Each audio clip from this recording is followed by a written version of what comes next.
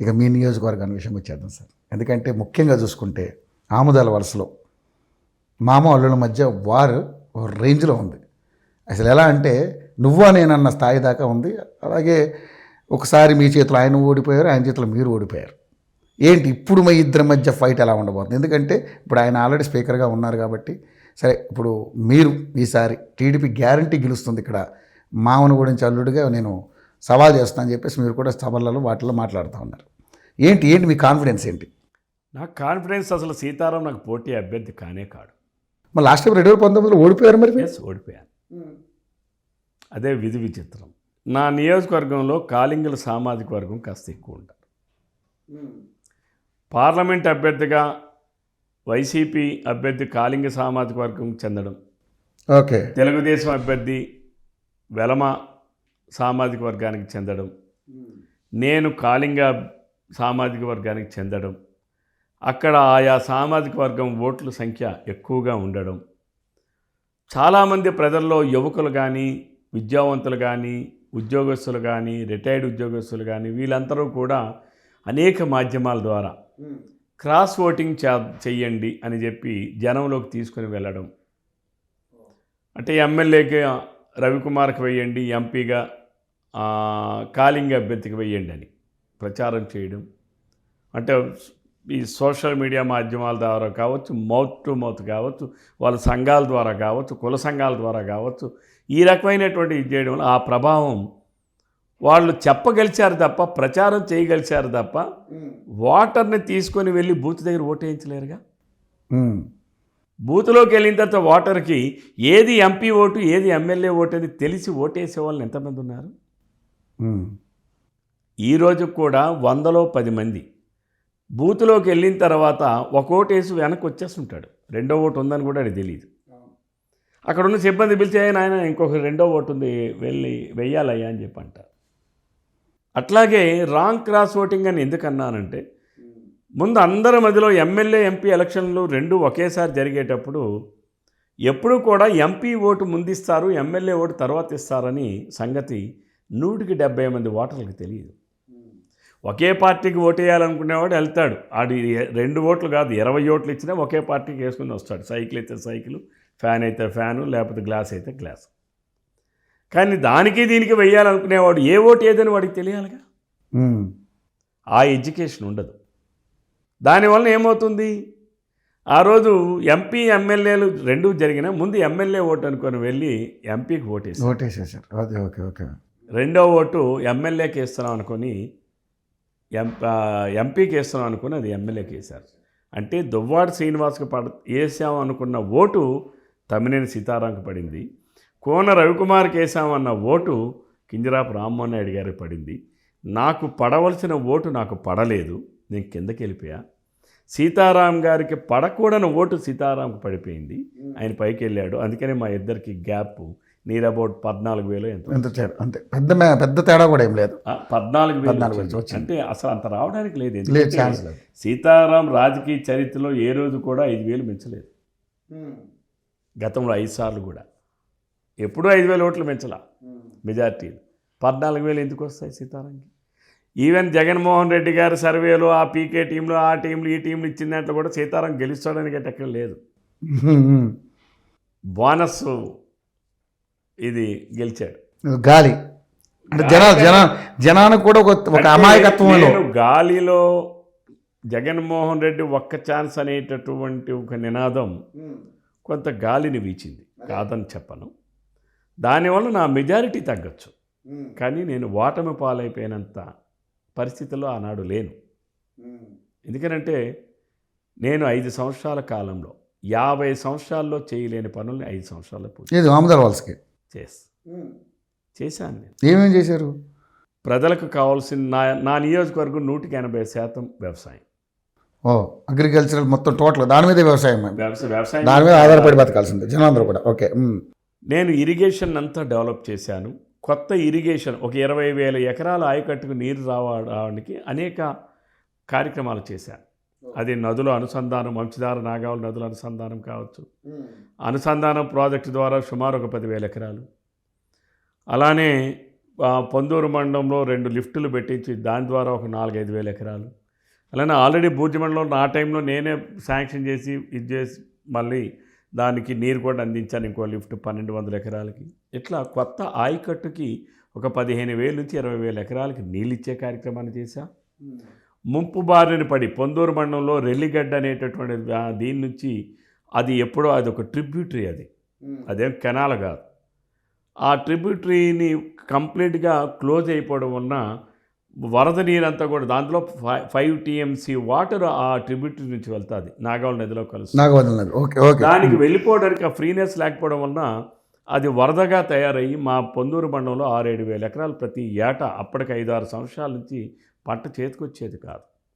నేను ఉదూదు సమయంలో చంద్రబాబు నాయుడు గారిని ఆ ప్రాంతానికి తీసుకుని వెళ్ళి చూపించి ఆయనతో నిధులు మంజూరు చేసి నీరు చెట్టు పథకం ద్వారా మేము 6 కోట్ల రూపాయలు మంజూరు చేసిన 1,80,00,000 రూపాయలు పనులు పూర్తి చేసి తద్వారా మేము వరదల బారి నుంచి వరదలు లేకుండా చేశాను, పంటను కాపాడుకుంటాను. అలాగే సరుబుజ్జిల మండలంలో ప్రతి ఏటా కూడా అక్కడ కూడా వాటర్ ఇట్లానే పైనుంచి వచ్చి నీళ్ళంతా కూడా స్టాగ్నేట్ అయ్యి పంట చేతికొచ్చే సమయానికి వరదల పాలైతే ఆ ఓపెనెట్ ఛానల్ సిస్టమ్స్ అంతా కూడా ఒక 7 కోట్ల రూపాయలు ఖర్చు పెట్టి రైతులకు అవసరమైన పనులన్నీ చేసి ఆ ఒరిజినల్ ఆ సిస్టమ్ అంతా కూడా మళ్ళీ ఎస్టాబ్లిష్ చేసి పూడుకుపోయిన వ్యవస్థను మళ్ళీ తెరిపించి ఆ వరద లేకుండా చేశా. అంటే ఇరిగేషన్ సామర్థ్యాన్ని ఒక పక్కన పెంచుతూనే ఇంకో పక్కన వరదని ముంపు ప్రాంతాలను కూడా ఆ పనులన్నీ పూర్తి చేయడం. అలానే డ్రింకింగ్ వాటర్ నేను అధికారంలోకి వచ్చాక 96 గ్రామాల్లో నీళ్ళు ఇచ్చా. ఫర్ ఎగ్జాంపుల్ నా నియోజకవర్గంలో డొంకలపర్తి అని ఒక గ్రామం ఉంది, మీరు బూర్జి మండలంలో మీరు వెళ్ళి చూస్తే ఇప్పుడు కూడా నేను మొన్న వెళ్తే ఒక పెద్ద ఆవిడ అంటున్నారు, బాబు నువ్వు ఆ రోజు నీళ్ళు తేకపోతే మేము చచ్చిపోయి ఉండేవాళ్ళం.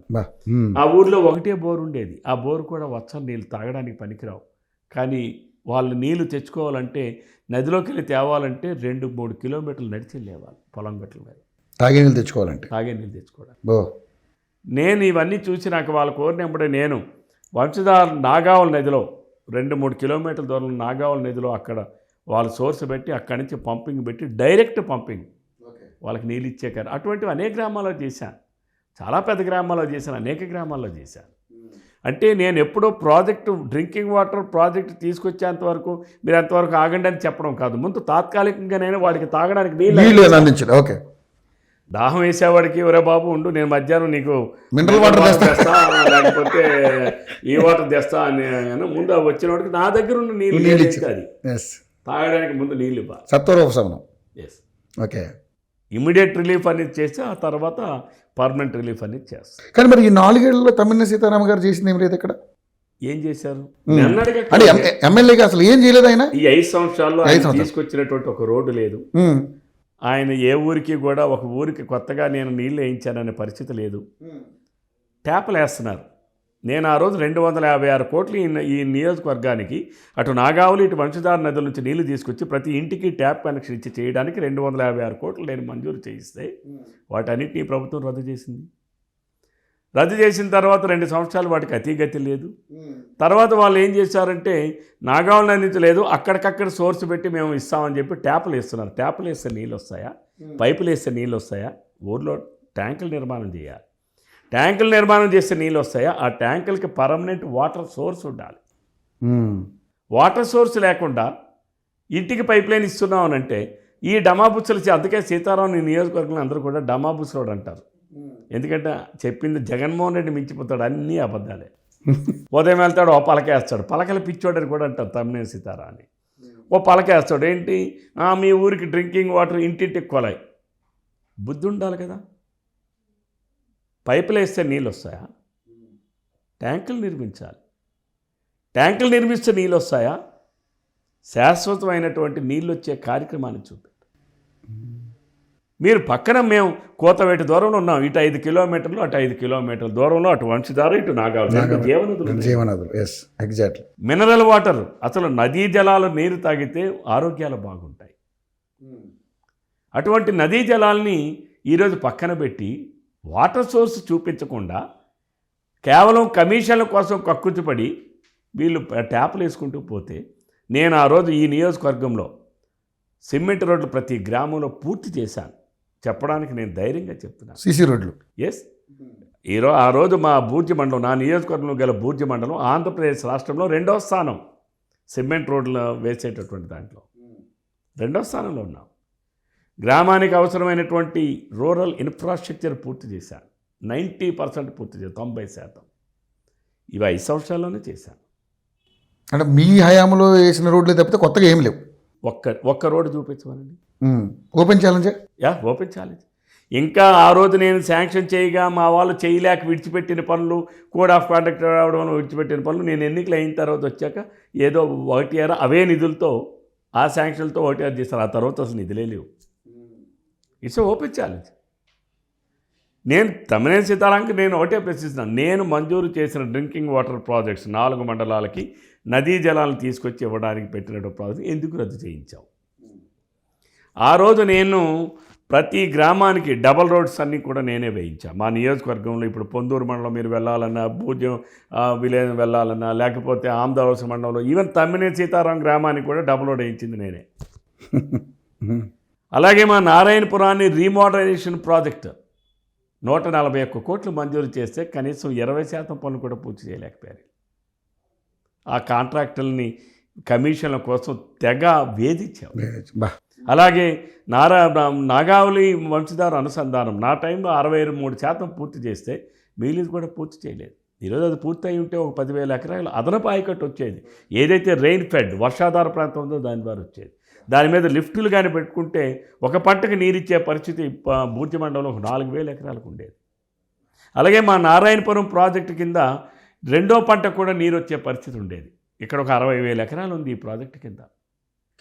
ఎందుకంటే వంశధారలో రిజర్వాయర్లో నీళ్లు ఉంటాయి.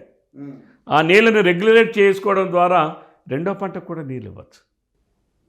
నారాయణపురం ఆనకట్టకి ఇంకొక అడ్వాంటేజ్ ఉంది. పైన మడ్డువలస ఉంది. మడ్డువలసలో ఎప్పుడు ప్లెంటీ ఆఫ్ వాటర్ ఉంటుంది, దాన్ని వినియోగించవచ్చు. పైన తోటపల్లి రిజర్వాయర్ ఉంది, దాన్ని వినియోగించుకోవచ్చు. సో సోర్సెస్ బాగా ఉన్నా కూడా ఎటువంటి అభివృద్ధి ఉన్నా, సోర్సెస్ ఉన్నా వాటిని ట్యాపింగ్ చేసే పరిస్థితి లేకుండా ఆ రోజు నేను ప్రారంభించిన పూర్తి చేయకపోవడం వల్ల ట్యాపింగ్ కాలేదు.